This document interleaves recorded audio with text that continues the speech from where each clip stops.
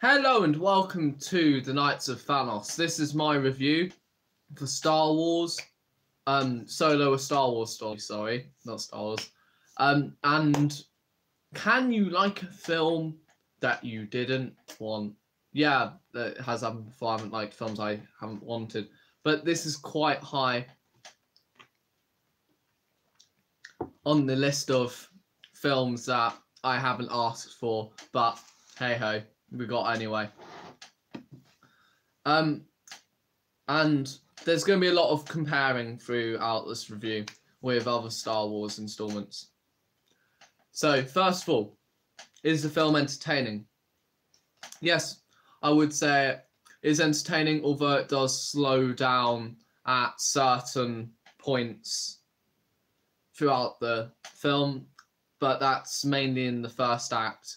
And once a character shows up, it kind of speeds up, and then the last act is when it's like extremely strong. Like if the whole film was as strong as the last act, it would easily be a high 8 out of 10. But the start of it kind of lets it down, as it. Although I do like how it introduces the character of Han Solo and his relationship to other characters in it. And going from that, I also really like how it shows what the state of the universe, or galaxy I mean, is at that point, and how the Republic is becoming the Empire, and it's got trench warfare in it, which I really liked, and how they brought that into the Star Wars universe, which is kind of what I wanted and kind of what we got in Rogue One, and I loved in Rogue One, and I really liked that. I also liked the characters. Like, I got this before the film, but I got the Lando Collector's Cup, and he was by far the strongest part of the film. Of course, Donald Glover's brilliant. He's brilliant in everything, and he was absolutely amazing in this. And he didn't let me down at all, and I went in thinking I'd like him, and I did come out liking him. Surprising performances were Paul Bettany, who was absolutely brilliant throughout all his scenes in the film. Chewie, I don't know the actor's name, but the actor playing him, Chewie, was. I smiled whenever Chewie was on screen. And Emilia Clarke was absolutely brilliant as Kira in it. And what's her name? Woody Harrelson as Beckett, who is an absolute phenomenal actor. I love Woody Harrelson, even though I almost just forgot his name. But he was brilliant as Beckett in the film. I liked how the characters interacted and their relationships. But, of course, the problem, which is like, if you're a casual fan, you won't probably get it. But for me, I can't. I admit this as a Star Wars fan. My problem with the film mainly is I cannot connect to Han Solo. The reason for that is, as I've said earlier, I don't think this film is necessary. I feel Rogue One was a necessary film, but I do not feel that this film is necessary at all. We did not ask for this film. We did not need this film.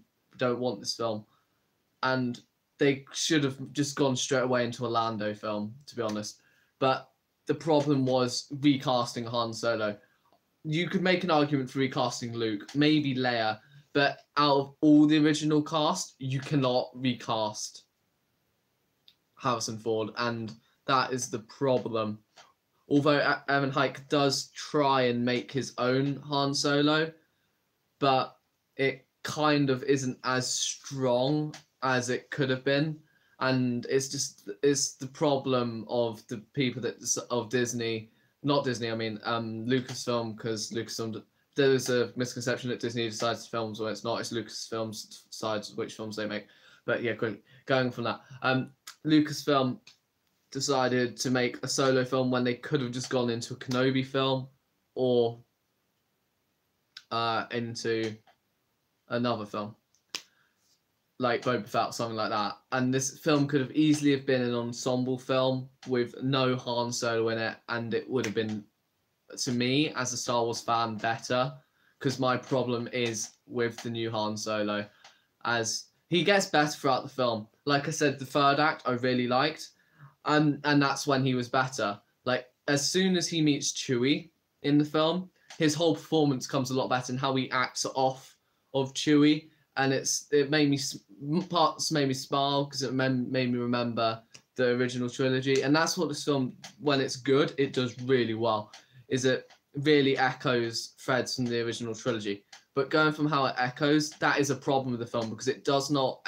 It's the only once again for me, it's the only Star Wars film where the Force isn't a main part. Because if you look at all the saga films, the Force is a main part. Rogue One, the Force is a main part, and this is the only one that they don't say "May the Force be with you," and that is a problem for me that they don't address the Force anyway. I know they can't with this character, but that's just another reason why they shouldn't have done this. Although I do agree they should branch off, but they should have more of a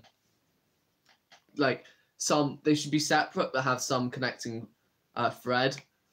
But yeah, and this is going to be mild spoiler. I'll give my score. I'm going to give it a 7.7 out of 10. So I'm going to give mild spoilers in 5, 4, 3, 2, 1. So the mild spoilers is I also really liked how this film sets up possibly what could happen in Kenobi, as well as the Boba Fett movie, depending when they set Boba Fett. I really like how they did that. Although Boba Fett doesn't appear, they do set up how a film could take place. So as I said, I'd give it a 7.7 out of 10. If you've seen Solo Star Wars Story, let me know what you thought down below. Who was your favourite character? And did you like Aaron Hike as Solo? Thanks for watching, and remember, just subscribe. Somehow.